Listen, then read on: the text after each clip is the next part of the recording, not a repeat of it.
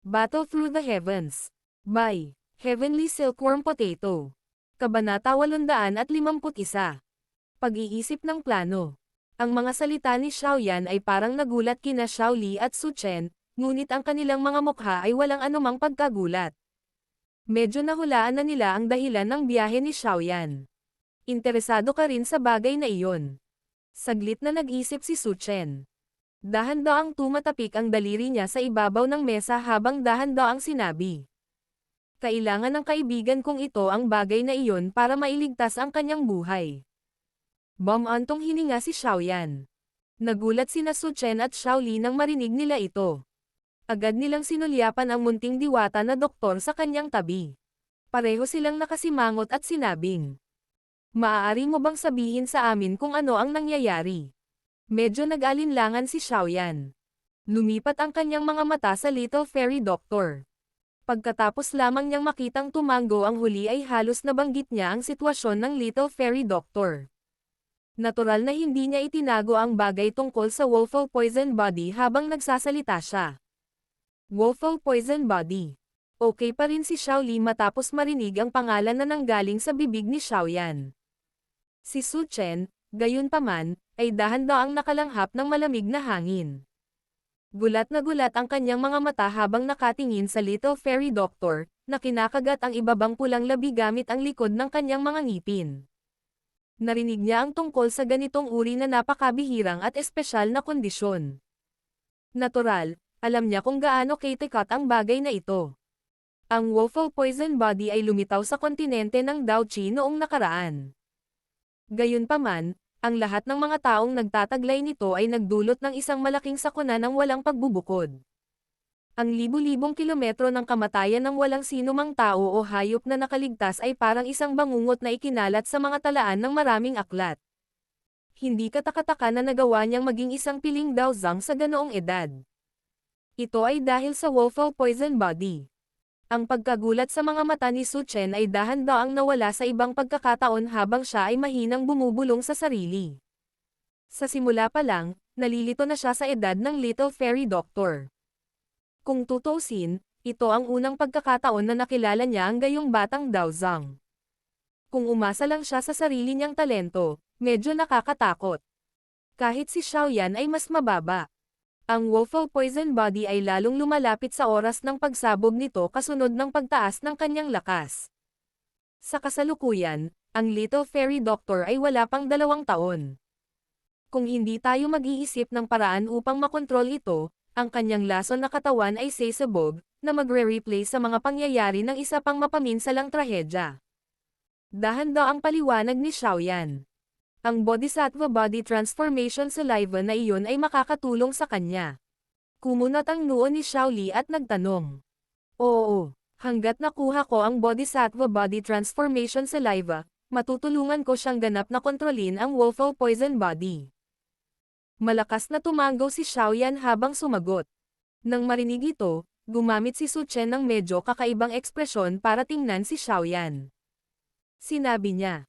Ang Woeful Poison Body ay lumitaw na sa kontinente ng Daochi. Gayunpaman, lahat sila ay nauwi sa pagsabog at pagkamatay. Wala ni isang tao ang matagumpay na nakontrol ang Woeful Poison Body. Kung tutuusin, kung mas malakas ang isa, mas malaki ang density ng lason sa loob ng katawan ng isang tao. Ang pagsabog. First Elder, mangyaring mapanatag ang loob. Hanggat naipon ko ang mga sangkap, may kumpiyansa akong gawin ito. Ngumiti si Xiaoyan at nagpatuloy. Gayunpaman, ang pinakamalaking problema sa kasalukuyan ay kung paano makuha ang Bodhisattva Body Transformation Saliva. Napakaraming tao sa Black Emperor City na ito ang naghahangad nito. Ang daming numero. Hanggat ito ay isang taong may kaunting lakas, ito ay ita-target niya. Umiling si Su Chen. Kumunat ang noo niya bago nagpatuloy. Gayunpaman, hindi magiging madaling gawain na makuha ang Bodhisattva Body Transformation Saliva mula sa mga kamay ng Old Yingshan. Ang matandang iyon ay isang dalubhasa sa Black Corner Region mula sa mas matandang henerasyon. Ang kanyang lakas ay malamang na mas malakas ng kaunti kaysa sa akin. Bukod dito, ang taong iyon ay napakabisyo. Noong niyugyug niya ang Black Corner region, may hindi kilalang bilang ng mga paksayon na namatay sa kanyang kamay. Ito ay hindi lalampas sa pagsasabi na siya ay napuno ng madugong utang. Alam ba ng First Elder ang eksaktong lakas ng Old Yingshan na iyon? May mga paksayon ba siya sa likod niya? Inihayag ni Xiaoyan ang kanyang iniisip. Ang matandang ito ay sira-sira, at hindi gustong mapilitan. Kaya, malamang na siya ay mag-isa. Gayunpaman, ang kanyang kasalukuyang lakas ay dapat na umabot sa antas ng isang 4-star Daozang. Dahan-daang tumugon si Su Chen. Nag-iisa ba siya? Nakahinga ng maluwag si Xiaoyan. Anuman ang sitwasyon, ang pakikitungo sa isang solong tao ay higit na nakaka-relax kaysa sa pakikitungo sa isang buong paksayon. Kung ang matandang ito ay makikipagkamay sa Little Fairy Doctor, dapat kaya naming talunin si Old Yingshan. Gayunpaman, hindi ganoon kadali ang mga bagay. Kahit na agawin muna natin ang Bodhisattva Body Transformation Saliva mula sa kanyang mga kamay, paano natin haharapin ang maraming tao na may malisyosong layunin na sumusunod sa kanya? Nagsalita si Su Chen ng may malalim na boses. Ito ang kaso lalo na para sa Demon Flame Valley na iyon. Nagpadala sila ng maraming eksperto sa pagkakataong ito. Ang Fangyan na iyon ay isang dalubhasa na may kalahating paa sa klase ng Daozang, at siya ay napakalakas. Idinagdag ang mga Daowang Elder na mahusay na nagtutulungan, sapat na sila para pansamantalang maantala ang isang Daozang. Marahil ay naramdaman mo rin ito sa hindi kilalang tao, ngunit hindi mo alam ang aking pinagmulan, ang grupo ng Demon Flame Valley ay talagang isang elite na Daozang. Lumubog din ang mga mata ni Xiaoyan nang marinig niyang binanggit ni Su Chen ang misteryosong taong nakasuot ng kulay abo. Ang taong pinakakinatatakutan niya ay ang misteryosong taong ito na nakasuot ng kulay abo. Ang taong ito ba ang pinuno ng Demon Flame Valley? Kumunat ang noo ni Xiaoyan at nagtanong. Hindi. Ang pinuno ng Demon Flame Valley ay kasalukuyang nasa isang retreat. Bukod dito, ang aura ng matandang iyon ay ganap na naiiba sa taong ito na may kulay abo na damit. Sa makatuwid, hindi sila maaaring maging parehong tao. Umiling si Su Chen at tinanggihan ang hula ni Xiaoyan. Saan nakahanap ang Demon Flame Valley ng ganoong eksperto para tulungan sila? Isang elite na Daozang. Kahit gaano pa siya kababa ng profile, tiyak nakakalat ang mga chismis sa Black Corner region. Nagsalita si Xiaoyan sa mahinang pagdududa. Umiling sina Su Chen at Xiao Li. Sumimangot ang huli at sinabing. Ang taong ito na may kulay abong damit ay hindi kailanman nagpakita ng kanyang sarili noong nakipag-away kami sa Demon Flame Valley noong nakaraan. Malamang na nagsimula lang siyang makipagtulungan sa Demon Flame Valley kamakailan lamang. Malabong tumanggaw si Xiaoyan. Agad niyang ikinuyom ang kanyang kamao at mahinang sinabi. Kahit saan nanggaling ang taong ito, kailangan nating kunin ang Bodhisattva Body Transformation Saliva sa pagkakataong ito. Kung hindi, kapag dinala ng Old Yingshan ang bagay na iyon sa malalalim na kabundukan at sinaunang kagubatan, mawawalan tayo ng bakas. Sa oras na iyon, saan tayo pupunta at maghahanap ng isa pang Bodhisattva Body Transformation Saliva? Kung talagang gusto mong i-target ang Bodhisattva Body Transformation Saliva, ang matandang ito ay nagmumungkahi na hindi ikaw ang unang kumilos.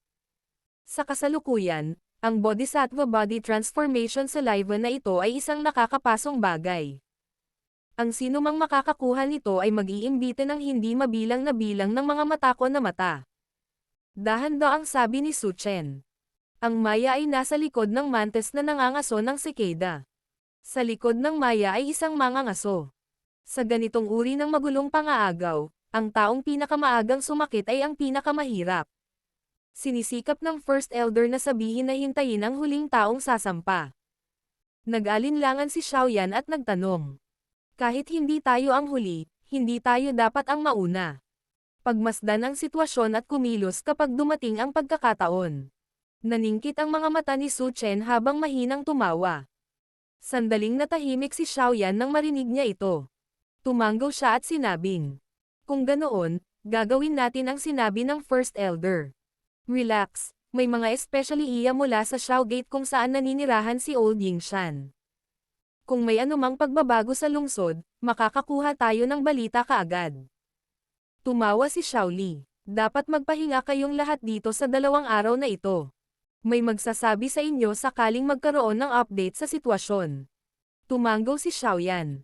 Natural na nakapagligtas sila ng maraming problema sa tulong ng mga tao mula sa Xiaogate. Medyo naging relaxing ang atmosphere sa hall matapos nilang pag-usapan ang pinakamahalagang bagay. Hiniling ni Xiaoli sa isang babaeng katulong na maghain ng tsaa, at biglang iniba ang paksa ng usapan. Tama, ano ang nangyari sa Jiama Empire? Ang huling mensahe na natanggap ko ay isang liham mula sa kuya na humihingi ng tulong. Sinabi nito na 3 malalaking imperyo at 3 malalaking sekta ang nagsanib kamay upang salakayin ang Yan Alliance. Noon, hindi ko magawang mag-divert ng kahit anong manpower dahil sa malaking laban lang namin sa Demon Flame Valley. Kapag ang sitwasyon para sa amin ay naging medyo maayos, ang imperyo ay nagpadala ng balita na ang lahat ay maayos. Medyo nanigas ang mukha ni Xiaoyan nang marinig niya ang biglaang tanong ni Xiaoli. Ang mga maselang kamay ng Little Fairy Doctor sa gilid ay malabo ding nanginginig habang hawak niya ang kanyang tasa. Humigop siya ng tsaa, ibinaba ang kanyang mga mata, at nagpakita ng hindi natural na ekspresyon. Hihihi. Ayos lang. Ibinaba ni Xiaoyan ang kanyang tasa ng tsaa at marahas na tinitigan si Ziyan na nakakunot ang kanyang maliit na bibig. Pagkatapos nito, tumawa siya at random na naglabas ng tugon. Nagmamadali niyang sinabi, "Ikalawang kapatid, tulungan mo kaming mag-ayos ng matutuluyan. Hindi kami nakapagpahinga ng maayos nitong ilang araw. Kung ganoon, dapat kayong lahat ay pumunta at magpahinga ng magandang gabi. Magpapadala ako ng isang tao upang ipaalam sa iyo kung may matatanggap tayong balita bukas." Nagpahinga si Xiaoli matapos marinig na maayos ang lahat. Ngumiti siya at tumanggo bago kumaway sa isang babaeng katulong para pamunuan ang grupo ni Xiaoyan sa mga silid sa likod bahay. Sinulyapan ni Xiaoyan ang ekspresyon ng Little Fairy Doctor sa tabi niya habang naglalakad siya sa tahimik na koridor ng compound. Mahina niyang sinabi, "Relax, ayos lang. Hindi ka masisisi sa bagay na ito." Ang Little Fairy Doctor ay mahinang tumanggo. Agad siyang nagpakawala ng mapait na tawa. Kung alam niya noon na si Xiaoyan ang pinuno ng Yan Alliance, hindi sana magkakaroon ng 1 taon na digmaan. Ngayong nangyari na ang bagay na iyon, natutuwa lang siya na hindi siya naging sanhi ng pagkamatay ng sinuman sa mga kamag-anak ni Xiaoyan sa digmaang iyon. Kung hindi, talagang wala siyang mukha na tumabi kay Xiaoyan, o panoorin itong tulungan siyang maglaan ng oras at pagsisikap na kontrolin ang kanyang lason na katawan. Sige, magpahinga ka muna. Bukas na tayo mag-usap. Napangiti si Xiaoyan. Binigyan niya ng mungkahi ang Little Fairy Doctor nang makita niyang huminto ang babaeng katulong sa labas ng isang silid. Oo, magpahinga ka rin ng maaga. Ang Little Fairy Doctor ay tumanggo pagkatapos makita na medyo gabi na. Magiliw siyang nagsalita kay Xiaoyan bago iginalaw ang kanyang mga paa upang marahan na pumasok sa silid. Ipinadala ni Xiaoyan ang Little Fairy Doctor sa silid na may mga mata bago bumantong hininga. Agad siyang dumaan sa isang koridor at mabilis na naglakad papunta sa sarili niyang kwarto. Ang kalangitan sa gabi ay parang isang itim na kurtina na tumatakip sa Black Emperor City. Ang mahina, malamig na liwanag ng buwan ay dumaan sa isang layer ng ulap at nakakalat pababa. Sa wakas, nakarating ito sa isang silid kung saan nagsasanay ang isang nakaitim na binata na nakapikit. Ang tulad substansyang enerhiya ay nananatili sa paligid ng ilong ni Xiaoyan bago nasisipsip sa kanyang katawan. Pagkatapos ng ilang pagpipino, ito ay naging mga hibla ng purong Daoqi na pumasok sa kanyang katawan. Dahan-daang binuksan ni Xiaoyan ang kanyang nakapikit na mga mata. Naramdaman niya ang walang tunog na kagalakan na ibinubuga mula sa kanyang mga selda matapos mapuno ng lakas. Ngumiti siya at nag-wave ng kamay. Isang malaking bagay na kulay itim ang agad na lumitaw sa medyo malaking silid na ito. Medyo malaki ang kulay itim na bagay. Inokupan nito ang mahigit kalahati ng kwarto niya nang lumitaw ito. Ang malahiyas na buto ng mga pakpak ay sumasalamin sa isang mahinang liwanag habang ang mainit na ilaw ng lampara ay sumasalamin dito, na nagbibigay dito ng kakaibang hitsura. Ang bagay na ito ay natural na ang bangkay ng magical beast na binayaran ni Xiaoyan ng malaking halaga para makuha mula sa Black Emperor Sect. Battle through the heavens. Kabanata 852. Paghahati ng bangkay. Napangiti si Xiaoyan habang mabilis na tiningnan ang bangkay ng magical beast na lumitaw sa silid. Gumalaw ang kanyang katawan at lumundag siya mula sa kama. Pagkatapos nito, dahan-dahan siyang naglakad sa gilid ng bangkay. Dahan-dahang nilaybot ng kanyang mga mata ang nasa harapan niya. Dahil sa mahiwagang hayop na bangkay na ito na matagal nang patay, ang laman sa buong katawan nito ay natuyo at lumiit ng magkasama. Sa makatuwid, hindi natukoy ni Xiaoyan kung ano talaga ang magical beast mula sa panlabas na anyo nito. Gayunpaman, si Xiaoyan ay walang gaanong interes sa katawan ng magical beast na ito. Ang tanging interes niya ay ang malajade na buto ng mga pakpak ng magical beast na ito dahil matutulungan siya ng mga ito na pinuhin ang isang pares ng mataas na kalidad na Skybird 9 flying wings. Inilipat ni Xiaoyan ang kanyang mga paa, at huminto nang nasa tabi niya ang malajade na buto ng mga pakpak, na 20-30 talampakan ang lapad. Ang kanyang kamay ay marahang hinihimas ang mga pakpak ng buto. Isang malamig na pakiramdam ang naramdaman mula sa kanyang kamay. Gayunpaman, ang malamig na pakiramdam na ito ay naglalaman ng bahagyang init. Mahirap isipin na ang tuyong bangkay na ito, na patay na sa hindi kilalang bilang ng mga taon, ay makakapagbuga pa rin ng init. Ang malajade na buto ng mga pakpak ay medyo transparent. Kaya naman, nakakita si Xiaoyan ng kakaibang enerhiya gamit ang kanyang mata. Tila umaagos ito sa loob ng buto ng mga pakpak. Klang! Klang! Marahang kumatok ang daliri ni Xiaoyan sa malajade na buto ng mga pakpak. Ang tigas na ipinadala sa kanyang kamay ay naging dahilan para tumanggaw si Xiaoyan sa kanyang ulo bilang kasiyahan. Agad na nanliit ang kanyang mga mata habang sinusundan ng kanyang spiritual strength ang kanyang daliri at tahimik na pumasok sa mga pakpak na iyon. Ang espiritual na lakas ni Xiaoyan ay maingat na naglakbay sa kanyang mga buto. Gayunpaman, bago niya ito pakawalan, ang mga buto ng buto ay biglang nagbuga ng maliwanag na malajade na glow. Agad na lumitaw ang espiritu ni Xiaoyan na pumasok sa isang buhawi. Isang ligaw at marahas na lakas ng pagsipsip ang brutal na pinunit ang kanyang espiritual na lakas sa wala. Biglang namulat ang singkit na mga mata ni Xiaoyan. Binawi niya ang kamay niya na parang nabugbog sa kuryente. Ang kanyang mga mata ay nagsiwalat ng isang sinulid ng matagal na takot habang pinag-aaralan nila ang malajade na buto ng mga pakpak. May ilang pagkabigla ang bumalot sa kanyang puso. Hindi niya inaasahan na ang mga buto ng mga pakpak ay nagtatago ng isang ligaw at marahas na wind affinity energy. Higit pa rito, ang bagay na naging sanhi ng labis na pagkagulat ni Xiaoyan ay na ang enerhiya ng hangin ay naglalabas pa rin ng isang maliit na pakiramdam ng init. Ang dalawang uri ng magkaibang affinity na ito ay perpektong napanatili sa mga pakpak na ito. Talagang misteryoso ang ganoong sitwasyon. Talagang karapat-dapat itong maging isang tunay na mabangis na hayop na malapit nang makapasok sa ikawalong ranggo.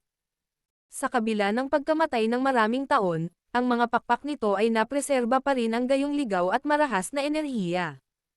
Kung gagamitin ang mga ito upang pinuhin ang Skybird 9 flying wings, ang produkto ay maaaring mas malaki kaysa sa orihinal na inaasahan. Dinilaan ni Xiaoyan ang kanyang mga labi. Unti-unting lumitaw ang maalab na init sa kanyang maitim na mga mata. This time around, baka may nakuha na siyang kayamanan. Sulit na gumastos ng ilang medicinal pill kahit na ang loob ng bangkay ng magical beast na ito ay isang tumpok lamang ng bulok na laman. Ang mga butong pakpak lamang na ito ang makakatumbas sa halaga ng mga gamot na iyon. Marahang hinimas ni Xiaoyan ang kanyang mga kamay. Muling sumulyap ang kanyang mga mata sa malaking bangkay ng magical beast na ito. Nanginginig ang kanyang kamay at lumitaw ang isang matalim na longsword. Tahimik na lumabas ang isang layer ng jade green na apoy. Nagtagal ito sa paligid ng talam. Ang mainit na temperatura ay naging dahilan upang ang bakal na longsword na ito ay nagbuga ng kaunting puting usok.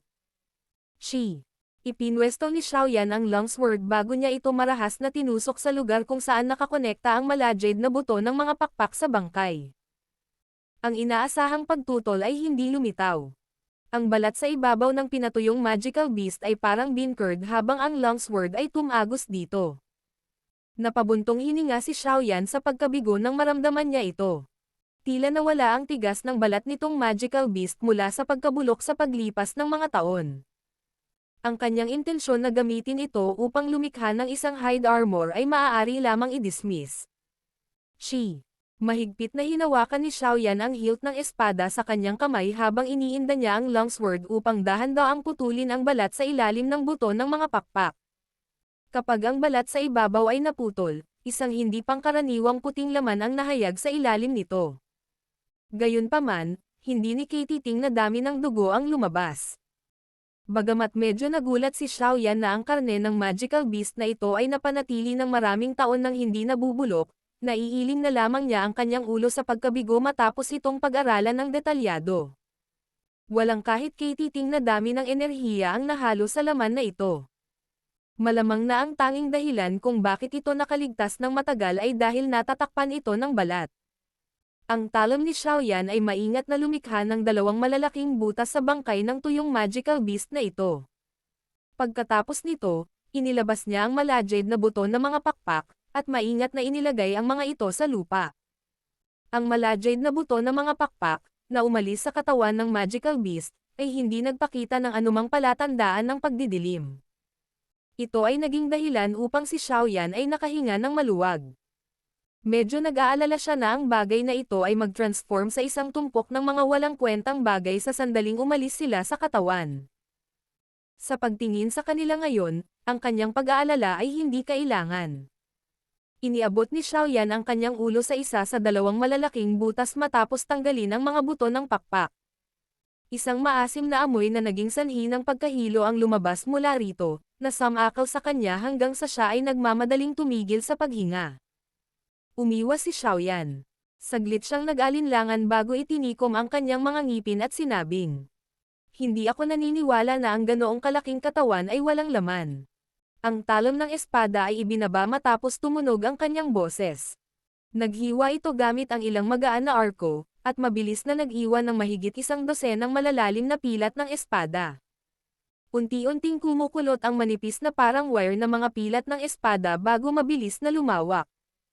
Pagkaraan ng ilang blink, naghiwa-hiwalay sila na parang hiwa. Ang bangkay ng magical beast ay tila nahati sa maraming piraso habang ito ay gumuho. Nabunyag ang siksik at mapuputing laman. Ang malaking tao na ito ay binubo ni Xiaoyan. Isang makapal at maasim na amoy ang lumabas pagkatapos itong pinatuyong bangkay ng magical beast ay buksan ni Xiaoyan. Sa wakas, pumulupot ito at naglabas ng chi-chi na tunog ng sumalubong sa kisame. Agad na naagnas ang kisame sa harap ng natulala na mga mata ni Xiaoyan. Isang napakalaking butas ang nabuo. Kung ang isa ay nakatayo sa ilalim nito, makikita ang gasuklay na buwan na nakabitin sa kalangitan sa gabi. Pinilit ni Xiaoyan ang kanyang dila, at namangha sa tanawin matapos ang maasim na baho ay ganap na nakakalat. Maingat siyang tumayo sa tabi ng bangkay ng magical beast na nahiwa. Nilaybot niya ito ng tingin bago lumitaw ang pagkabigo sa mga mata niya. Makikita ng isang tao na ang loob ng bangkay ng magical beast na ito ay puno lamang ng siksik at puting laman. Wala kahit isang maliit na piraso ng buto ang naiwan, lalo na ang anumang mga panloob na organo. Huwag mong sabihin sa akin na naagnas sila ng acidic na gas na iyon. Pero bakit hindi nabubulok ang laman na ito? Napakunot ng noo si Xiaoyan at nagdududang bamulong. Gayunpaman, wala pa rin siyang sagot makalipas ang ilang sandali. Kalokohan, kahit kayang sirain ng acidic gas ang mga buto at organo nito, paano naman ang monster core? Iyan ang lugar kung saan nagsasama-sama ang enerhiya ng magical beast. Imposibleng naagnas din ito ng acidic gas, di ba? Kumunat ang noo ni Xiaoyan. Ang kanyang kamay ay patuloy na nakahawak sa longsword habang siya ay random na pinutol ang siksik at puting laman ng mahigit 10 beses. Lalo na ito ang nangyari sa ulo ng magical beast. Gayunpaman, isang nakakagulat na puting kulay lamang ang naiwan kung saan naghiwalay ang laman. Ang ulo ay ganap na walang laman ng walang kaunting bakas ng dugo o mga organo, lalo na ang isang monster core. Ang malaking tao ba ay mayroon lamang itong mga pakpak ng buto? Muling naghiwa si Xiaoyan ng ilang piraso ng karne. Gayunpaman, ito ay walang saysay. Maaari lamang niyang iwanan ang mahabang espada at mahinang magmura. Kalimutan mo na. Sa mga buto na ito, masasabi kong nabawi ko ang ginastos ko. Kung wala na itong iba, kung gayon, ayos lang. Saglit na nanlumo si Xiaoyan bago siya umiling. Habang binabalak niyang itabi ang bangkay ng magical beast na ito na kanyang hiniwalay, isang malambing at malinaw na boses ang biglang tumunog sa silid. Talagang gumagawa ka ng kasuklam-suklam na gawain sa gabi. Nagulat si Xiaoyan nang marinig niya ang pamilyar na boses na ito. Agad niyang itinaas ang kanyang ulo at nakitang naiyuyugyug ni Ziyan ang kanyang dalawang maliliit na snow white legs sa bubong kung saan naagnas ito ng acidic gas. Napakunot ang kanyang bibig at nakatitig sa kanya. Bakit hindi ka natutulog ng gabing-gabi? Anong ginagawa mo? Tumakbo ka sa bubong ng kwarto ko. Umupo si Xiaoyan sa isang upuan at tumawa habang iniikot ang kanyang mga mata kay Ziyan. Sa simula, balak kong matulog pero sa huli ay nakasinghot ako ng pabango na naging dahilan para hindi ako komportable. Pagkatapos noon, nagising ako at hinanap ang pinanggalingan ng pabango. Dahan-daang tumalon si Ziyan sa silid. Ginamit niya ang kanyang binti para sipin ang mahiwagang bangkay ng magical beast na nilabasan ng bituka. Sinabi niya. Kaya nagmula ito sa bagay na ito. Tamad na samando si Xiaoyan sa sandalan ng upuan na ito. Natawa siya. Kung interesado ka, pwede mo na lang tanggalin. Hindi ko alam kung pwede pang kainin ang karne na nasa loob nito sa hindi kilalang bilang ng mga taon. Si Ziyan, na ang likod ay nakaharap kay Xiaoyan, ay hindi pinansin ang kanyang panunukso. Isang pares ng malahiyas na mata ang dahan-daang dumampi sa magical beast habang dahan-daang lumipad sa ibabaw niya ang malabong lilang liwanag. Habang lumilipad ang lilang liwanag, biglang kinuha ni Ziyan ang longsword sa lupa bago pinutol ang 10 puting pako sa mga kuko ng magical beast sa harap ng nakatulala na tingin ni Xiaoyan. Maingat niyang inilagay ang mga iyon sa isang mesa. Anong ginagawa mo? Hindi mo talaga gugustuhin ang mga bagay na ito, hindi ba? Walang magawang nagreklamo si Xiaoyan matapos makaramdam ng pagkatulala sa kanyang ginawa. Casual niyang hinayla ang isang pako na kalahating daliri ang haba at marahan itong idiniin. Ang huli ay lumubog na parang malambot na putik. Nawala na ang lahat ng tigas nito. Si Ziyan ay medyo nasasabik sa harap ng kawalan ng interes ni Xiaoyan. Hinimok niya. Dapat kang tumulong sa pamamagitan ng pag-alis ng iyong heavenly flame upang sunugin ang mga bagay na ito. Agad namang nagulat si Xiaoyan nang marinig niya ito. Magtatanong pa sana siya ng kaunti pa nang makita niya ang labis na pagkabalisa ni Ziyan. Nang walang sinasabing anumang hindi kailangan, pinitik niya ang kanyang daliri at bumungad sa kanyang daliri ang isang tipak ng isang jade green na apoy. Pagkatapos nito, binalot nito ang puting-puting kuko ng kuko. Isang eksena na naging sanhi ng pagkagulat ni Xiaoyan na dahan-daang lumitaw habang sumasayaw ang heavenly flame. Makikita ng isang tao ang malambot na maputlang puting putik na parang kuko ay hindi agad naging abo sa ilalim ng pag-ihaw ng glazed lotus heart flame. Sa halip, unti-unti itong lumiit sa napakabagal na bilis. Kasunod ng pagliit ng sukat nito, unti-unting naglaho ang puting-puting kulay. Pinalitan ito ng kulay berde-pula. Nagpakita ng malamig na kislap sa gitna ng heavenly flame ang matutulis na gilid ng kuko na naging sanhi maging si Xiaoyan ay nakaramdam ng lamig. Ito. Ang pagkasunog ay nagpatuloy ng humigit kumulang 10 minuto o higit pa bago ang puting-puting kuko ay nag-transform sa isang matalim na buko-sized na berde-pulang tinap. Ang berde at pula na pinaghalong magkasama ay lumitaw na parang pagsasama ng hangin at apoy habang nagbubuga ito ng umiinit na init. Maging si Xiaoyan ay natigilan nang makita ang mahiwagang eksenang ito. Sinong mag-aakala na ang bagay na ito ay magiging ganito pagkatapos maluto ng heavenly flame? Ito kaya ang essence na nakatago sa ilalim ng katawan. Sa madaling salita, ang mahiwagang bangkay ng magical beast na ito ay hindi kasing inutil gaya ng naisip niya. Battle Through the Heavens. Kabanata 853. Berde-pulang dugo. Alam mo kung ano ang mahalaga sa tuyong bangkay na ito, hindi ba? Ang init sa mga mata ni Xiaoyan ay dahan-daang nawala nang bigla niyang tinitigan si Ziyan sa tabi ng mesa. Nagsalita siya sa medyo tame-time na paraan. Kung hindi dahil sa pag-uudyok ng babaeng ito, malamang na hindi niya malalaman na ang clone na ito ay magbubunyag ng isang misteryosong eksena pagkatapos na inihaw ng heavenly flame. Sinulyapan ni Xiaoyan ang berde-pulang spike na ito na napakatali sa kabila ng maliit na sukat nito. Hinawakan niya ito at marahang hinayla sa ibabaw ng mesa. Kaagad, nabasag na parang bean-curd ang matigas na mesa na gawa sa solid wood. Ang punto kung saan ito nabasag ay kasing kinis ng salamin. Napakatalam ng buto. Ang talas ng bagay na ito ay naging dahilan ng marahan na paghinga ni Xiaoyan ng malamig na hangin. Halos kaagad, naging masigasig ang tingin niya kay Ziyan. Dahil alam ng babaeng ito ang paraan upang malutas ang sikreto ng kuko na ito, malamang na alam din niya ang iba pang mga bagay, di ba? Itinaas lang ni Ziyan ang kanyang napakagandang baba sa isang mapagmataas na paraan sa harap ng tingin ni Xiaoyan. Sabi niya, dapat mong tulungan itong batang miss na pinuhin ang 10 pirasong ito at tulungan akong gamitin ang mga ito para gumawa ng knuckle glove. Hihihi. Ito ang magiging sandata ko sa hinaharap. Nagulat si Xiaoyan nang marinig niya ito. Agad niyang ibinaba ang ulo para pag-aralan itong matalas na buto sa kamay. Sa sandaling naisip niyang matamaan ng maliit na bagay na ito, hindi sinasadyang nagsimula siyang manginig.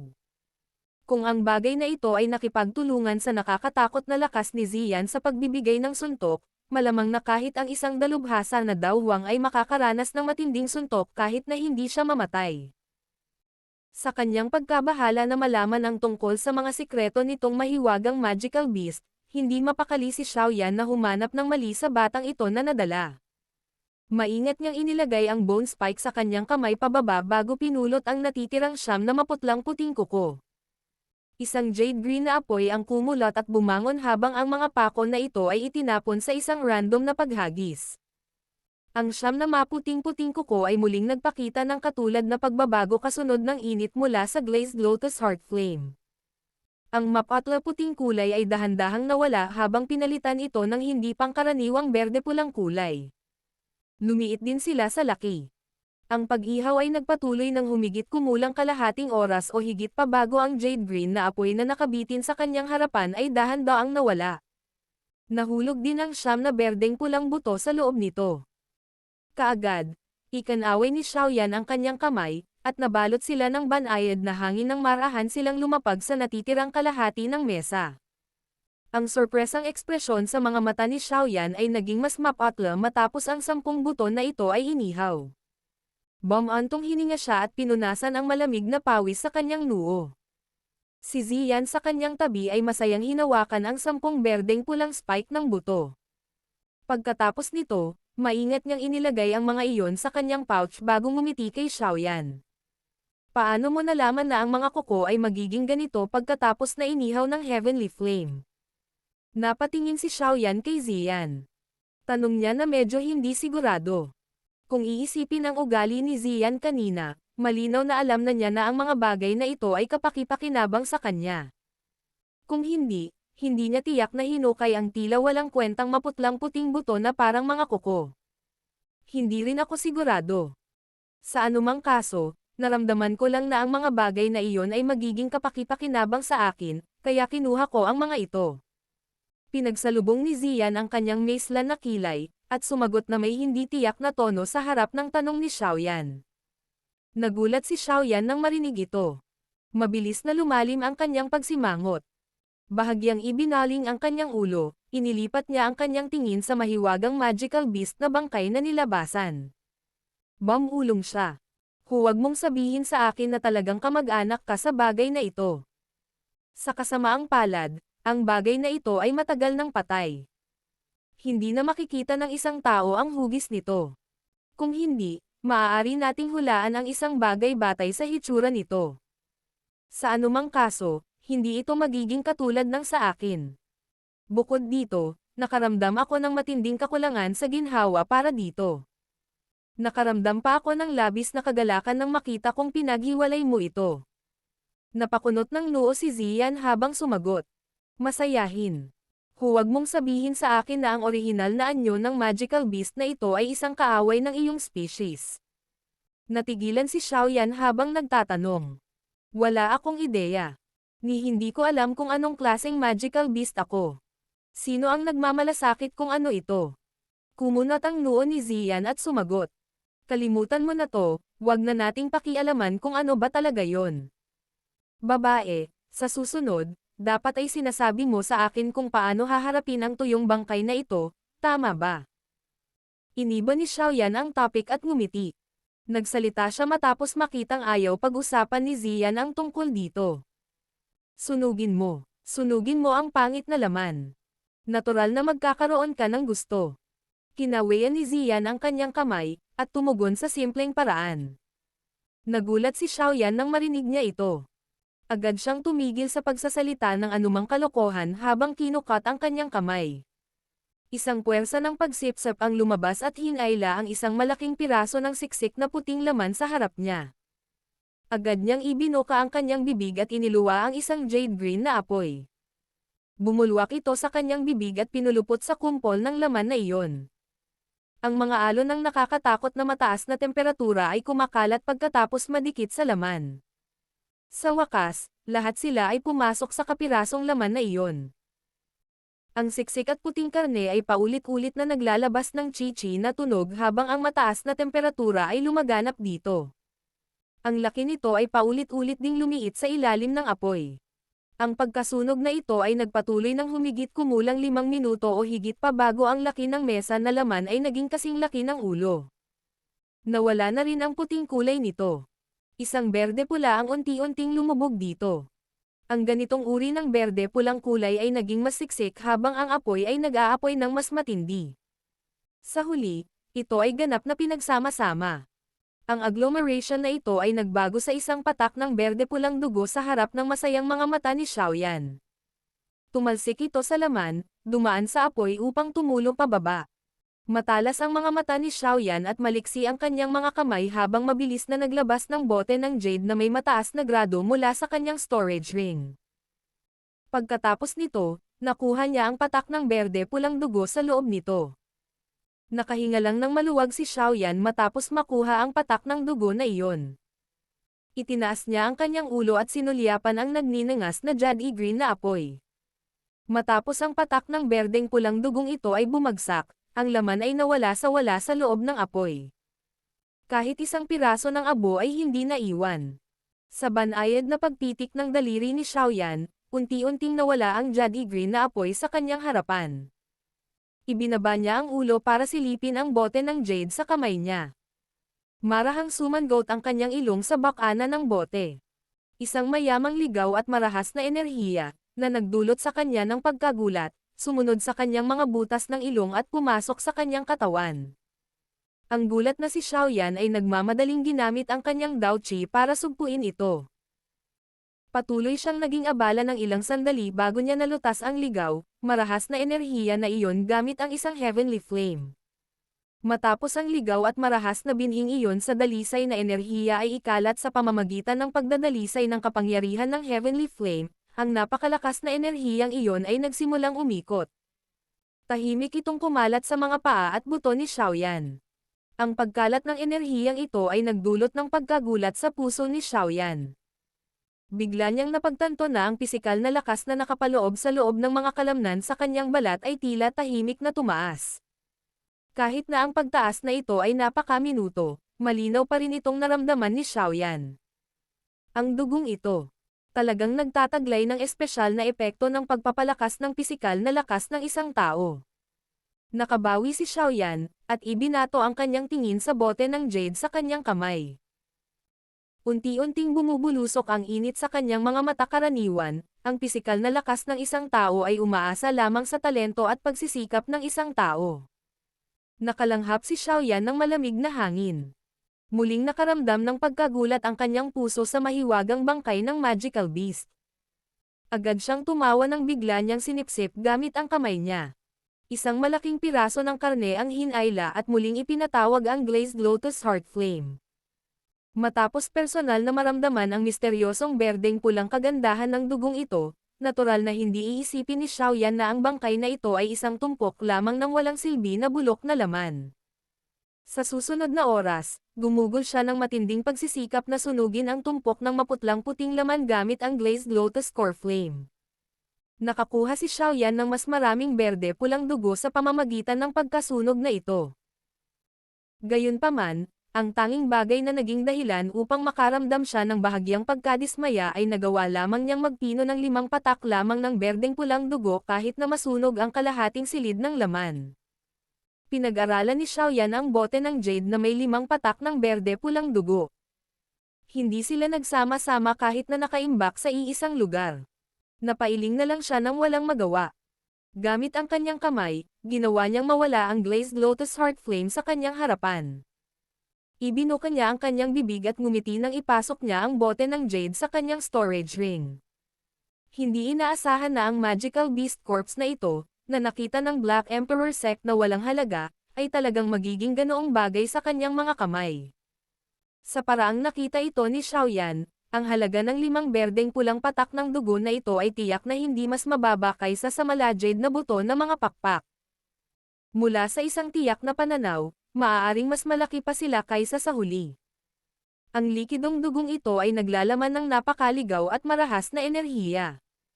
Mula sa kung paano umikot ang loob ng katawan ni Xiaoyan pagkatapos niyang makalanghap ng isang hininga kanina, hindi maaaring ubusin ng isa ang bagay na ito nang walang ingat.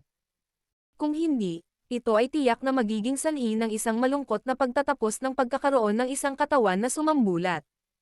Gayunpaman, hindi ito itinuring na mahirap na pananaw mula sa pananaw ni Xiaoyan. Siya ay isang alchemist at nakaranas ng mga ligaw at marahas na buto sa dalisay na enerhiya noon. Hanggat nabigyan siya ng sapat na oras, tiyak na maa-absorb niya ang lahat ng patak ng dugo. Sa oras na iyon, gaano kataas ang pisikal na lakas ng kanyang katawan na pumailang lang. Sa makatuwid, hindi sinayang ni Xiaoyan ang 5 gamot na table task sa pagkakataong ito. Kung alam ng matandang lalaking iyon na si Mo Tianxing na si Xiaoyan ay nakakuha ng napakalaking benepisyo mula sa pinatuyong bangkay na ito, malamang na magagalit siya ng husto na siya ay magsusuka ng dugo kaagad. Ang bagay na ito ay isang bagay na pinag-aralan ng kanilang Black Emperor sect ng hindi mabilang na ilang beses. Gayunpaman, wala silang nakitang kakaiba maliban sa malajade na buto na mga pakpak nito ay hindi pangkaraniwang. Gayunpaman, ang mga bagay na ito, na inakala nilang walang halaga, ang nagbigay daan kay Xiaoyan na makakuha ng isang mahusay na bargain ng walang dahilan. Dahan-daang nakabawi si Xiaoyan mula sa kanyang pananabik. Muling dumaan ang kanyang tingin sa natitirang kulot na ulo at sa napakalaking balat. Hindi niya sinasadyang dinilaan ang kanyang mga labi. Hanggang sa sandaling ito, ang pinakamahalagang bagay, ang monster core, ay hindi pa lumilitaw. Sa karaniwan, ang isang monster core na pinagsama-sama ang lahat ng enerhiya ng magical beasts ay hindi basta-basta mawawala sa asol. Sa madaling salita, dapat itago ng nangungunot na ulo o ang balat na natitira ang mahalagang monster core. Hindi sinasadyang lumunok si Xiaoyan ng laway. Naisip niya kung paanong ang monster core ng isang mabangis na hayop, na malapit ng magtagumpay sa ika-8 ranggo, ay malapit ng dumaong sa kanyang kamay. Nakaramdam ng init ang buong katawan niya. Battle Through the Heavens. Kabanata 854. Rank 7 Monster Core. Nag-init ang mga mata ni Xiaoyan habang pinagmamasdan niya ang bulok na balat ng napakalaking magical beast at ang kulot nitong ulo. Bagamat ang bagay na ito ay tila walang pinagkaiba sa isang tambak ng basura, alam na ni Xiaoyan mula sa kanyang mga refinement kanina na ang mahiwagang magical beast na bangkay na ito ay iba sa isang ordinaryong magical beast. Ang lahat ng mga kayamanan nito ay nakatago sa mga lugar kung saan ang isang ordinaryong tao ay mahihirapang maghanap maliban kung gumamit sila ng hindi pangkaraniwang paraan. Ikinaway ni Xiaoyan ang kanyang manggas at hinaypan ng malambot na hangin ang balat ng magical beast hanggang sa lumutang ito sa hangin. Pinitik niya ang kanyang daliri at isang jade green na apoy ang tumalsik mula sa dulo ng kanyang daliri. Sa wakas, ito ay naging isang mabangis na apoy na nag-aapoy sa ilalim ng lumulutang na balat. Ang napakalaking balat ay nagsimulang dahan-daang lumiit sa ilalim ng pag-ihaw ng jade green na apoy. Gayunpaman, hindi lumitaw ang inaasahang monster core. Dahan-dahang sumimangot si Xiaoyan nang makita niya ito. Matapos mapaso ng heavenly flame, ang balat ng magical beast na ito ay nagsimulang magpakita ng kakaiba. Sa kabila ng mahinang anyo ng huli, talagang nakatiis ito ng ganito katagal sa itaas ng heavenly flame nang hindi nagiging abo. Ang tanging pagbabago ay parang pagkulot ng balat ng ahas. Sa takbo ng panahon, ang orihinal na malaking magical beast ay lumiit na parang isang rolling picture. Gayunpaman, ang monster core na inaasahan ni Xiaoyan ay hindi nagpakita ng anumang senyales ng paglitaw. Sa sandaling ito, sa wakas ay naunawaan ni Xiaoyan na ang pamamaraang ito niya ay tila medyo mali. Nagtataka siya kung ano ang ginagawa niyang mali. Sa huli, may bilang lang niya ang kanyang ulo para itapon ang tingin kay Ziyan. Nakita na lamang niya na ang huli ay tuwang-tuwa na nakatingin sa kanyang katawan na puno ng pawis. Bata, kung patuloy kang manonood ng palabas, ibalik mo sa akin ang 10 buton na iyon. Inilibot ni Xiaoyan ang kanyang mga mata at marahas na nagsalita. Pinulot ni Ziyan ang kanyang maliit na bibig sa harap ng banta ni Xiaoyan. Tamad niyang sinabi, "Tanga, ang enerhiya ng Monster Core ay nakatago talaga sa balat ng Magical Beast. Gayunpaman, kung brutal kang gumamit ng Heavenly Flame para iiho ito, ang gagawin mo lang ay unti-unting sumangga ang enerhiya sa loob. Sa huli, ang bagay na ito ay talagang magiging walang silbi." Agad namang nanginginig ang kamay ni Xiaoyan nang marinig ito. Ang jade green na apoy na kumalat ay agad na nawala. Galit siyang sumigaw. "Bakit hindi mo sinabi sa akin ng mas maaga? Kumilos ka lang nang hindi nagtatanong sa akin, pero naglakas loob kang magalit sa akin ngayon." Binigay ni Ziyan ang kanyang maliliit na kamay at tumugon sa matinding hinaing na kanyang nararamdaman.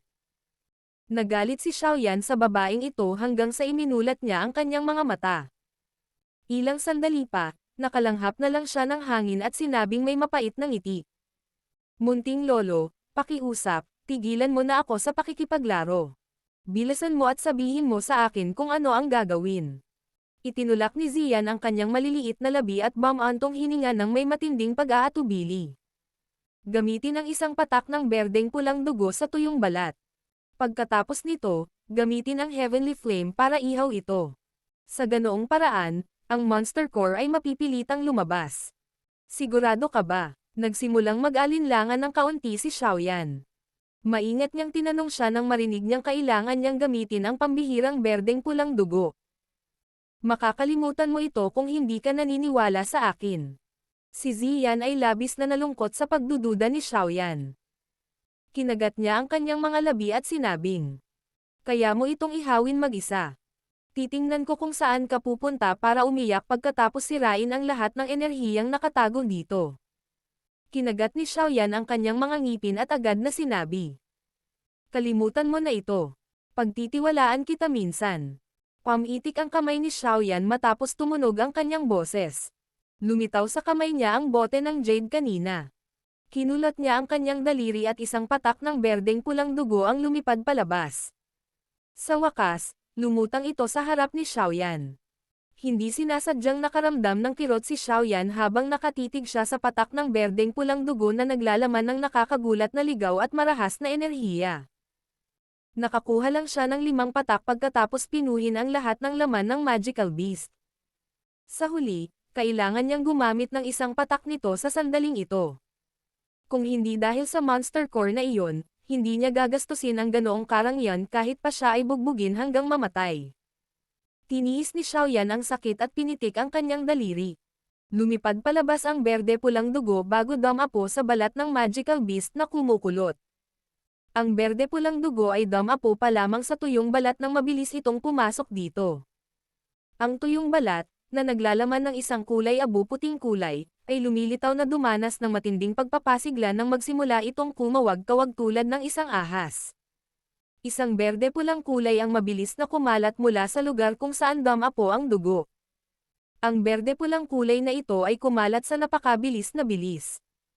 Sa loob ng ilang mga blink, ang tuyong balat ay ganap na nabago. Ang kulay abo-puting kulay ay napalitan ng hindi pangkaraniwang berde-pulang kulay.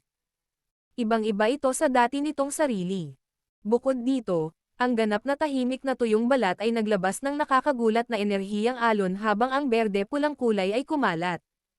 Lumitaw ang saya sa mga mata ni Xiaoyan nang makita niya ang pagbabagong ito. Ang pamamaraang ito ay talagang naging epektibo. Bakit hindi mo ginagamit ang Heavenly Flame para pinuhin ito? Gusto mo bang maghintay na kumalat ang enerhiya? Malamig na bumantong hininga si Ziyan. Nagulat si Xiaoyan nang marinig niya ito. Ang apoy ay agad na gumalaw sa kanyang mga iniisip, at isang jade green na apoy ay muling lumabas. Agad nitong pinulupot ang tuyong balat na nagbago ng kulay. Kasunod ng pagkasunog sa pagkakataong ito, hindi na lumitaw ang isang sitwasyon na katulad ng eksena kanina. Sa halip, ang berde-pulang magical beast na balat ay nagsimulang dahan-daang naglalabas ng mga thread ng berde-pulang fog habang ito ay natutunaw sa ilalim ng mataas na temperatura ng heavenly flame. Naramdaman ni Xiaoyan ang nakakatakot na enerhiyang alon sa fog na ito. Sumili ang saya sa mga mata ni Xiaoyan nang pagmasdan niya ang eksenang ito. Mabilis niyang pinataas ang temperatura ng heavenly flame. Ang berde-pulang fog na lumabas sa balat ng magical beast ay nagsimulang maging mas siksik kasunod ng matinding pag-aapoy ng jade green na apoy. Sa huli, halos tumagos ito sa hangin sa silid. Ang maringal na mga ripple ng enerhiya ay nagsimulang lumakas ng mas matindi kasunod ng pagtaas ng density ng berde-pulang fog. Sa huli, ang berde-pulang fog ay nagtagal sa silid na parang mga ulap. Naglabas ito ng nakakatakot na energy pressure na naging sanhi ng pagbabago ng mga ekspresyon ni Xiaoyan at Ziyan. Nakakatakot na energy pressure. Seryoso ang ekspresyon ni Xiaoyan habang nakatingin sa berdeng pulang ulap sa hangin. Hinailan niya si Ziyan sa likod niya at may pumasok sa isip niya. Ang glazed lotus heart flame na nakabalot sa balat ng magical beast ay naging mas mainit at ligaw. Parami ng parami ang green-red energy fog na tumagos mula sa balat ng magical beast habang nagliliyab ang glazed lotus heart flame. Ang enerhiya na fog ay natipon ng hindi nakakalat. Nagtagal ito sa hangin sa itaas ng silid. Isang uri ng hindi karaniwang mababa, malalim na dagandong ang mahinang tumunog mula sa loob nito. Ang dugo sa katawan ni Xiaoyan ay hindi sinasadyang nagsimulang magpakita ng mga palatandaan ng pagkulo ng tumunog ang dagandong. Nagulat siya sa punto kung saan nagmamadali niyang inikat ang kanyang Daochi para pigilan ang kaguluhang ito.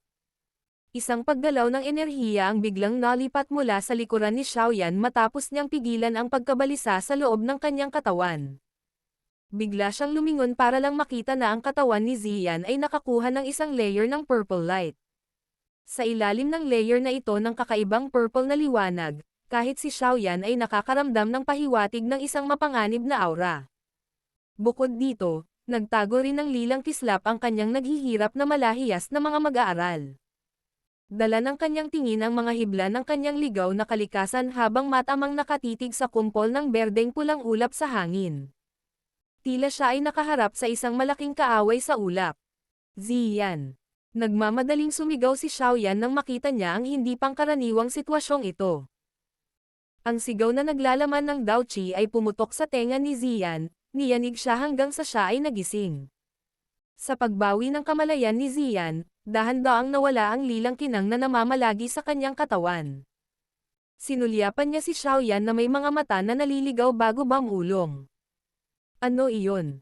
Ang ekspresyon ni Xiaoyan ay unti-unting naging solemn nang makita niya ang kanyang pagkawala ng ugali. Sa kanyang puso, malinaw niyang alam na ang bangkay ng mahiwagang magical beast na ito ay tiyak na hindi isang ordinaryong bagay. Bukod dito, maaaring may kaugnayan ito sa aktwal na anyo ni Ziyan. Anong klaseng magical beast ang bagay na ito? Sa kabila ng maraming taon ng patay, nananatili pa rin ang nakakatakot na enerhiya at pressure. Pinagdikit ni Xiaoyan ang kanyang mga kilay habang ang mga kaisipang ito ay nag-flash sa kanyang puso. Chi. Isang bahagyang chi-chi na ingay ang biglang tumunog sa silid habang ang kaisipang ito ay nag-flash sa isip ni Xiaoyan. Lumipat ang mga mata niya sa tunog. Tumingin lamang siya upang makita na ang tuyong balat ng magical beast, na sinunog ng heavenly flame, ay ganap na naging abo. Nagkalat sila sa hangin, na bumubuo ng isang manipis na layer ng kulay abong-abo na tumatakip sa lupa. Kasunod ng pagkawala ng balat ng magical beast, ang huling hibla ng berde-pulang fog ay dahan-daang naanod sa makapal na berde-pulang ulap. Ang thread na ito ng berde-pulang fog ay kakapasok lamang sa berde-pulang ulap nang magsimulang mag-alon ang huli. May makikitang maliit na puyo ng tubig na lumilitaw sa gitna ng ulap. Sinundan din ng ulap na iyon ang pag-ikot nito habang unti-unti itong umiikot. Ang mga thread ng marilag, ligaw, marahas na enerhiya ay nagsimulang pumasok sa puyo ng tubig sa gitna habang umiikot ang ulap. Kasunod ng pagpasok ng enerhiya, ang laki ng berdeng pulang ulap ay nagsimulang dahan-daang lumiit sa bilis na nakikita ng mata. Si Xiaoyan ay hindi nakadama ng labis na kagalakan habang naobserbahan ang pagbabagong ito. Sa halip, seryoso ang kanyang ekspresyon habang hinihila niya si Ziyan pabalik ng 2 hakbang. Ang Daoqi sa loob ng kanyang katawan ay nagsimulang mabilis na umikot, handang harapin ang anumang biglaang senaryo. Gayunpaman, ang mahirap na bagay na inaasahan ni Xiaoyan ay hindi lumitaw. Ang bilis ng pag-ikot ng puyo ng tubig ay nagsimulang bumilis. Ang huling thread ng berde-pulang ulap ay hinihigop sa puyo ng tubig na iyon. Biglang huminto ang puyo ng tubig matapos mawala ang huling layer ng berdeng pulang ulap. Kaagad-agad, bumungad sa loob nito ang nakasisilaw na berdeng pulang glow. Ikinaway ni Xiaoyan ang kanyang manggas nang makita niya ang biglaang pagbabagong ito. Isang layer ng jade green na apoy ang lumitaw sa kanyang harapan. Pinaikit niya ang kanyang mga mata, at pinagmasdan ang lugar kung saan bumubuga ang matinding liwanag. Ang pagsabog ng matinding liwanag ay tumagal lamang ng isang iglap bago ito unti-unting nawala. Ang mga mata ni Xiaoyan ay unti-unting namulat kasunod ng pagkalat ng huling hibla ng liwanag, tanging ang kanyang tingin ay biglang tumigas. Isang berdeng pula na medyo hindi pantay ang hugis na kristal na katawan ay nakabitin sa hangin nang walang anumang suporta sa harap ng mga mata ni Xiaoyan. Isang malabong berdeng pulang liwanag ang lumabas habang dahan-dahan itong umiikot. Ang liwanag lamang na enerhiyang ito na umapaw mula rito ay naging dahilan upang magpakita ng ilang senyales ng distortion ang nakapalibot na espasyo. Nakatitig si Xiaoyan sa kristal na katawan na ito na malinaw na naglalaman ng sobrang nakakatakot na enerhiya. Nakalanghap siya ng malalim na hangin at isang nakakagulat na init ang bumungad sa kanyang mga mata. Ito ba ang Monster Core? Battle Through the Heavens. Kabanata 855. Heart Flame Seed. Dahan-daang huminga ng hangin si Xiaoyan habang pinag-aaralan niya ang berdeng pulang kristal na katawan na nakabitin sa hangin. Matagal bago niya pinigilan ang excitement sa puso niya. Bahagyang kumulo ang kanyang kamay at isang banayad na puwersa ng pagsipsap ang lumabas mula rito. Ang Monster Core na bahagyang naglabas ng nakakatakot na pagbabago-bago ng enerhiya ay hindi nakalaban sa banayad na puwersang ito. Sa halip, mabilis itong bumaba mula sa itaas bago na natiling nakabitin sa isang lugar na 2 pulgada mula sa kamay ni Xiaoyan. Ang bahagyang kumikislap na berdeng pulang apoy ay nagpapaliwanag sa mukha ni Xiaoyan, na sumasalamin sa isang hindi pangkaraniwang masamang kinang. Biglang hinayla ni Ziyan ang manggas ni Xiaoyan nang siya ay naging absent-minded dahil sa Monster Core na ito, na bigla siyang nagising mula sa kanyang absent-minded state. Si Xiaoyan, na nakarecover, ay agad na inilipat ang kanyang mga mata mula sa berdeng pulang Monster Core na ito. Agad siyang napabuntong hininga ng malalim. Sumili ang gulat sa kanyang mga mata. Ang moldite na bagay na ito ay napuno ng isang uri ng pangkukulam sa loob at labas. Hindi niya alam kung anong uri ng nakakatakot na kakaibang hayop ito bago ito namatay. Sa isang pitik ng kamay ni Xiaoyan, isang emerald-colored jade box ang lumitaw sa kanyang kamay. Nakaramdam siya ng labis na takot sa Monster Core na ito. Kaya naman, hindi naglakas loob si Xiaoyan na hawakan ito ng basta-basta. Gumamit siya ng banayad na puwersa upang balutin ang Monster Core upang maingat na hilahin ito sa jade box. Click. Ang jade box ay malumanay na isinara, na nagbukod sa Monster Core na naglabas ng hindi pangkaraniwang pangkukulam. Noon lamang napahinga ni Xiaoyan ang kanyang puso. Gumalaw ang kanyang kamay at maingat na inilagay ang jade box sa kanyang storage ring. Ang moldite na ito. Tinapos ni Xiaoyan ang paglalagay ng jade box sa kanyang storage ring. Pinunasan niya ang malamig na pawis sa kanyang noo. Bigla niyang nadiskubre na basang-basa ang likod niya dahil sa pawis. Hindi niya sinasadyang nagmura habang nakakaramdam ng matinding takot. Ang bangkay na ito, na namatay sa hindi kilalang bilang ng mga taon, ang naging dahilan upang siya ay maging isang miserable at hindi mapakali na kalagayan. Ang gayong supernatural na bagay ay isang unang pagtatagpo para kay Xiaoyan sa maraming taon. Bukod sa nakaramdam ng matagal na takot, si Xiaoyan ay hindi sinasadyang nakaramdam ng kaunting swerte at saya. Hindi alintana kung gaano kalaki ang panganib na naranasan niya ngayong gabi, ang gantimpala na ito ay hindi gaanong nakabawi sa lahat ng takot. Ito ay isang bangkay lamang, ngunit talagang tinakat ka nito ng husto. Nakakahiya. Tinakpan ni Ziyan ang kanyang bibig at tumawa nang makita ang ekspresyon ni Xiaoyan. Mabilis na sinulyapan ni Xiaoyan ang batang babae na ito. Gayunpaman, nang maalala niya na ang malaking bangkay ng magical beast na ito ay magiging basura lamang ng walang tulong niya ngayong gabi, hindi siya nakipagtalo sa kanya. Gumamit ng malakas na puwersa ang kanyang kamay sa paghaplos sa ulo ni Ziyan habang sinabi niyang, "Sige, tapos na ang usapin. Dapat ka na ring bumalik at magpahinga. Tandaan, huwag mong banggitin sa iba ang nangyari ngayong gabi." Bagamat hindi sigurado si Xiaoyan tungkol sa pinagmulan ng mapahamak na magical beast na ito, malinaw sa maraming near-miss ngayong gabi na hindi ito isang ordinaryong nilalang. Malamang na ang bagay na ito ay makakaakit ng maraming problema kung ito ay kumalat sa paligid. Malinaw na naunawaan ni Ziyan ang puntong ito. Sa makatuwid, hindi siya nakipagtalo kay Xiaoyan.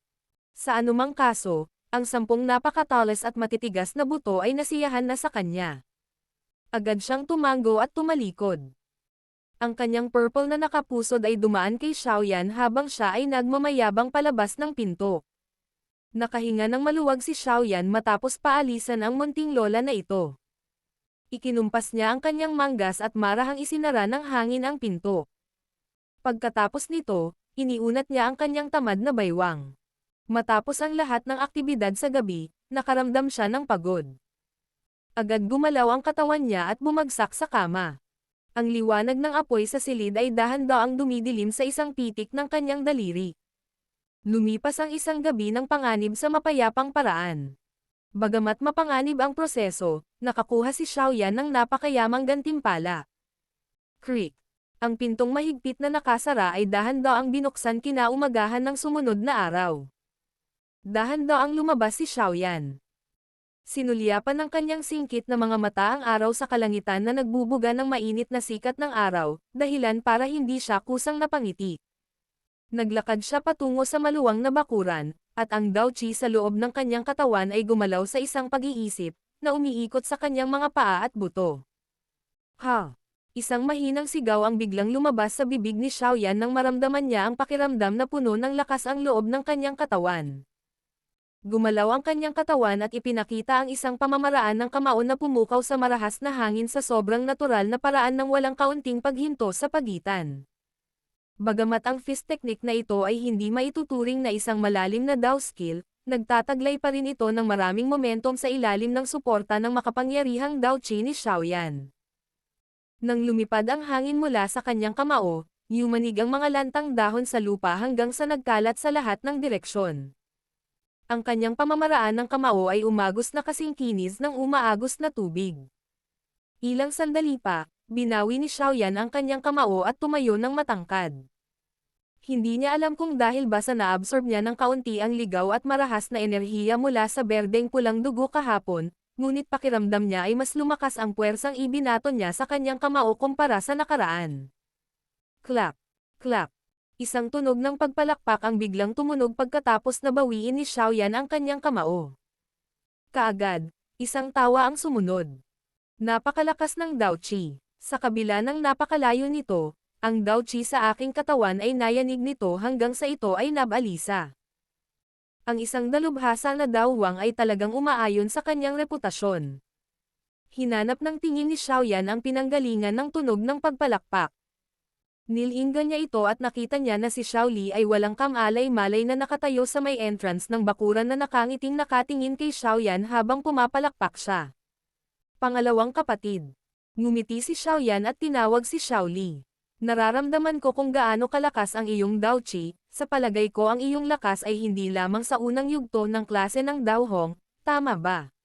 Nakangiti si Xiao Li habang lumalapit at nagtanong na may pag-aalinlangan. Nakilala rin niya ang ilang eksperto sa unang yugto ng klase ng Dao Huang. Gayunpaman, ang Dao-Chi ng kabilang partido ay hindi magiging dahilan upang masigla ang Dao-Chi sa ganitong paraan. Dapat akong ituring na isang 4-star daw Huang. Walang ingat na ngumiti si Xiaoyan habang sumagot. Wala siyang itinatago sa mukha ni Xiaoli. Siyempre, maaaring siya ay isang 4-star daw Hong sa ibabaw, ngunit ang kanyang tunay na lakas sa pakikipaglaban ay maihahambing sa isang tao sa tuktok ng klase ng Dao Huang. Kung ipapakita niya ang ilan sa kanyang mga trump card, magkakaroon pa siya ng kakayahan na labanan ang isang elite na Dao Zhang. Ang tanging disbentaha ay nasa tuwing makakatagpo siya ng isang piling tao na Dao Zhang, kailangan niyang itaya ang buhay niyang ito. Kahit na si Xiaoli ay handa, ang kanyang mukha ay hindi sinasadyang nagpakita ng isang tulalang tingin nang marinig ang sagot ni Xiaoyan. Mapait siyang ngumiti, umiling at bamantong hininga. Ang bilis mo sa pagsasanay ay talagang nakakapagpahiya sa iba hanggang sa mamatay. Ang pangalawang kapatid na lalaki ay kasalukuyang nasa tuktok ng klase ng Dao Huang, hindi. Ang bilis ng iyong pagsasanay ay mabilis din. Hanggat maaari kang magtagumpay sa isang Dao Huang sa natitirang oras, ang life devouring pill ay maaaring ituring na nalampasan. Nilaibat ng tingin ni Xiaoyan si Xiaoli. Sa kanyang kasalukuyang paningin, natural niyang nasabi na ang huli ay nasa tuktok na ng klase ng Dao Huang. Isang linya lang ang pagitan sa klase ng Dao Huang. Oo, ngunit lahat ito ay salamat sa Blazing Sky Chi Refining Tower sa loob ng Inner Academy. Madalas akong pumunta sa ibabang antas upang magsanay sa loob ng 2 taon na ito. Doon ang bilis ng pagsasanay ko ay mas mabilis kung ikukumpara dito sa labas. Sa kasamaang palad, ang Heart Flame ay naubos na. Walang magawang paliwanag ni Xiaoli. Medyo nahiya si Xiaoyan nang marinig ito. Tila sa pagkakataong ito, kailangan niyang mag-isip ng isang walang hanggang pamamaraan. Kung hindi, imposible para sa kanya na bumalik sa Inner Academy upang palitan ang apoy ng puso sa lahat ng 1 hanggang 2 taon. Kung tutuusin, sino ang makakaakala kung mangangailangan siya ng isa pang 2 taon sa kanyang susunod na pag-urong? Hindi naman sa unang pagkakataon ay nangyari ang ganoong bagay. Mukhang ang apoy ng puso ay nagbibigay ng napakalaking pagtaas sa bilis ng pagsasanay ng pangalawang kapatid. Hinaplos ni Xiaoyan ang kanyang ibabang baba at biglang napaisip. Talagang kapaki-pakinabang ito. Gayunpaman, iyon lamang ang kaso sa pinakamababang antas ng Blazing Sky Chi Refining Tower. Kung ito ay medyo mas mataas, walang gaanong epekto. Tumanggo si Xiaoli bilang sagot niya. Hindi na kailangan ng pangalawang kapatid na pumunta at magsanay doon sa hinaharap.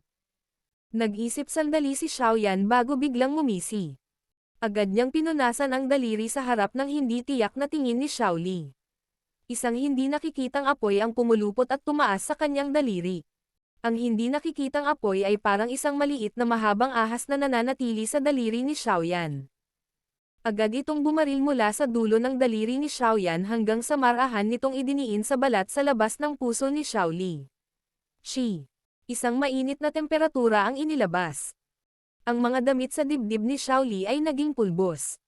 Ang invisible na apoy ay tumama sa katawan ni Xiaoli at agad na nagbuga ng anchi-chi, na tunog. Biglang nanigas ang katawan niya. Isang butil ng pawis na kasing laki ng butil ang mabilis na tumulo sa kanyang noo. Gayunpaman, hindi siya lumaban kahit kaunti. Sa halip, mahigpit niyang ikinuyom ang kanyang kamao at pilit na nilalabanan ang nagninangas na sakit. Alam niyang tiyak na hindi gagawa si Xiaoyan ng isang bagay na hindi nakikinabang sa kanya. Ang invisible na apoy ay nanatili sa isang iglap bago ito kakaibang dumaan sa balat ni Xiaoli, at pumasok sa kanyang katawan. Matapos ang hindi nakikitang apoy ay pumasok sa kanyang katawan, isang larawan ng apoy ang lumitaw sa balat kung saan naroon ang puso ni Xiaoli. Nag-relax ang katawan ni Xiaoli kasunod ng paglitaw ng larawan ng apoy. Pinunasan niya ang pawis sa kanyang noo, at pinag-aralan ang apoy na larawan sa kanyang dibdib bago nagsalita na may mapait na ngiti. Ikatlong kapatid, anong ginagawa mo? Medyo mapatla ang ekspresyon ni Xiaoyan. Ngumiti siya kay Xiaoli at sinabing, ito ay isang flame seed na inilagay ko sa iyong katawan gamit ang Fallen Heart Flame. Kung gagamitin mo ang Dao Chi para i-activate ito habang nagsasanay sa hinaharap, makakakuha ka ng mas malaking epekto kaysa sa ilalim ng Blazing Sky Chi Refining Tower. Bukod pa rito, ayon sa aking mga inaasahan, ang pusong apoy na ito ay mananatili sa loob ng 2 taon na iyon. Hanggang sa klase ng dawwang sa oras na iyon, ang epekto ng flame seed ng pagtaas ng iyong bilis ng pagsasanay ay lubos na hangina, kaya't ang pagkawala nito ay hindi mahalaga. Alam ni Xiaoyan na ang life devouring pill sa loob ng katawan ni Xiaoli ay hindi pa ganap na madaig. Kung hindi siya makakapasok sa klase ng dawwang sa loob ng itinakdang oras, ang kanyang buhay ay magwawakas. Kaya naman, hindi nag-atubili si Xiaoyan na gumugol ng matinding pagsisikap na magtanim ng buto ng apoy ng puso sa loob ng katawan ni Xiaoli. Sa ganitong paraan, ang bilis ng huli ay magagawang makabuluhang mapabilis. Nagulat din si Xiaoli nang marinig niya ito. Agad na bumungad sa kanyang mukha ang saya. Maging siya ay nagulat na maaaring gamitin ni Xiaoyan ang gayong pamamaraan. Gayunpaman, matapos maalala na ang loob ng katawan ni Xiaoyan ay may ninuno ng apoy ng puso na ito, ang Fallen Heart Flame, ang kanyang sorpresa ay lubhang nabawasan. Brat, mayroon ka na ngayong mas maraming taktika. Tinapik ni Xiaoli ang balikat ni Xiaoyan habang malakas siyang tumawa. Malabo na ngumiti si Xiaoyan. Magsasalita pa lang sana siya nang biglang pumasok sa bakuran ang isang Xiaogate Elder. Nagmamadali siyang nagulat nang may magalang na boses nang makita niya silang dalawa. Dalawang pinuno, hinihiling muna ni Elder Su Chen sa inyong dalawa na magmadali sa harap ng bakuran. Sinabi niya na ang Old Yingshan ay malapit nang umalis sa lungsod. Bahagyang nanliit ang mga mata ni Xiaoyan nang marinig niya ang mga salitang ito. Bumulong siya. Sa wakas, handa siyang umalis sa lungsod.